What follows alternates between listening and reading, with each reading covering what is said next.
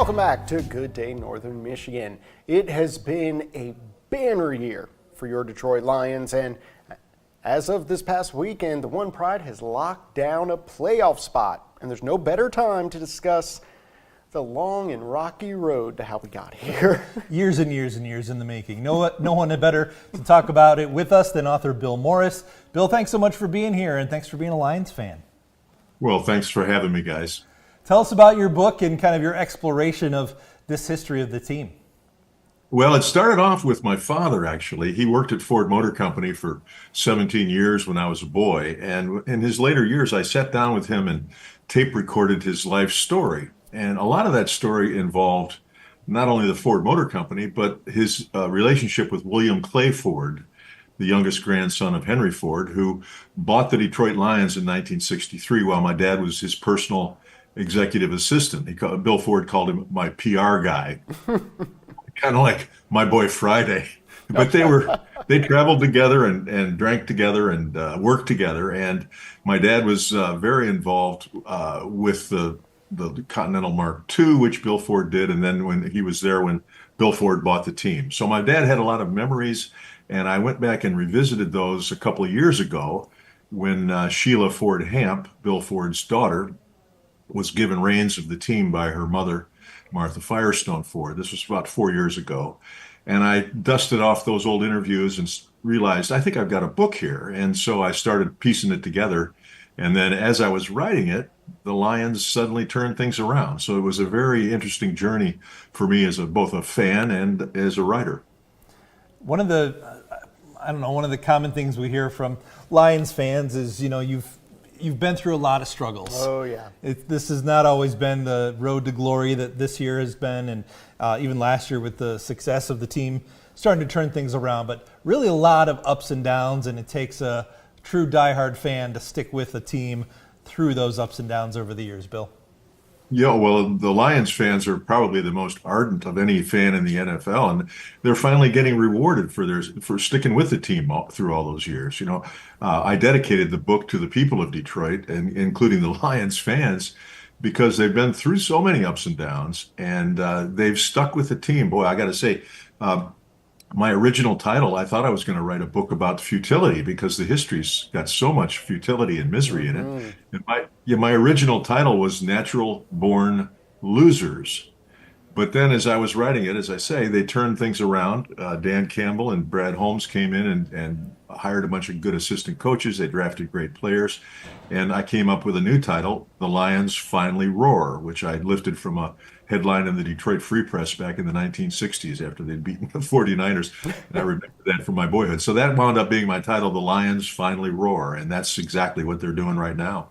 Now, this journey of the Lions this season is very, very similar to what the city of Chicago with the Cubs dealt with for the longest time. And the jubilation when they won the World Series was something you rarely see in sports. So I'd like your insight here, Bill.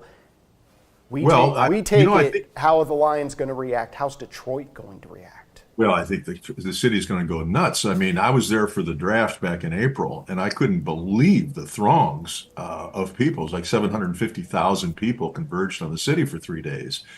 And a lot of those people were Lions fans. There were people from all over the world, but a lot of those people were Lions fans. And I've got friends, I'm living in New York now, who are planning on traveling not to New Orleans if they make the Super Bowl. They're going back to Detroit. They want to be a part of the scene in Detroit. And I think the city is going to be really amped up. I hope they can do something interesting. I'm not going to predict anything, but I know that the fans are really keyed up. I've been to a couple of games this year, and the scene inside of Ford Field is unreal. It's just the electricity and the volume is wild. Oh man, just think about that. Yeah, I too. I'm going to need to make a trip down to Detroit just to watch the Super Bowl, because that's going to be good stuff. Bill, you talk about the city, obviously, and with the Lions and the Red Wings and the Tigers. I'm curious how you feel the Lions team itself kind of plays into the history and is woven into the fabric that is Detroit, because the city has also been through its share of ups and downs historically too. Oh yeah, and I think that the real key to their current success is when Sheila Ford Hamp took over. You know, they'd had her mother had hired Matt Patricia from the Patriots, and they tried to import the Patriot way to Detroit, and that was a disaster. And she said, "We're going to build a Detroit Lions team." And that's what they did. They drafted people. They got a coach, Dan Campbell, played for the Lions. He was with them in the 2008 season when they lost all 16 games. So he knows about how the fans in Detroit have suffered. And they drafted people like Penny Sewell, building blocks who are going to be around for years, who have a work ethic that reflects the city of Detroit. And I think that's the key to their success. Now, Bill, you have an event coming up for your book, The Lions Finally Roar. Tell us a little bit about what's happening on the 18th. Well, I'm going to be in Detroit at Source Booksellers on Thursday. That's the 12th at 6 p.m. That's on Cass Avenue in Detroit. I'm going to be in conversation with my buddy of mine named Bill Dow, who's a great sports writer in Detroit. And then Wednesday, December 18th, I'll be in Traverse City at the National Writers Series, which is a big deal for me. I'm very excited about that.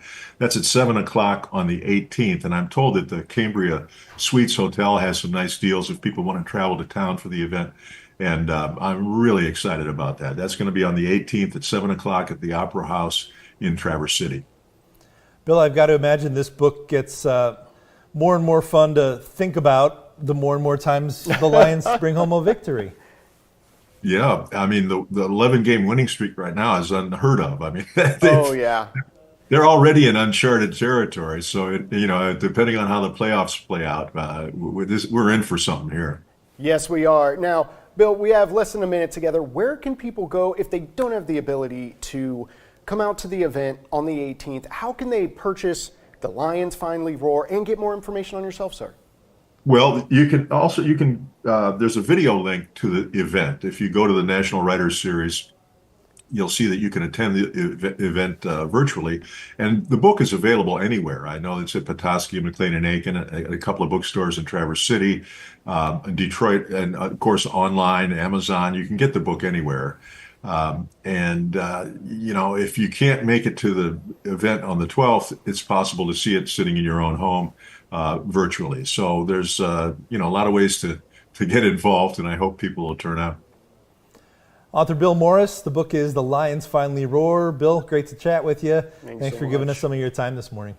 Hey, thank you guys. I appreciate it. You have a good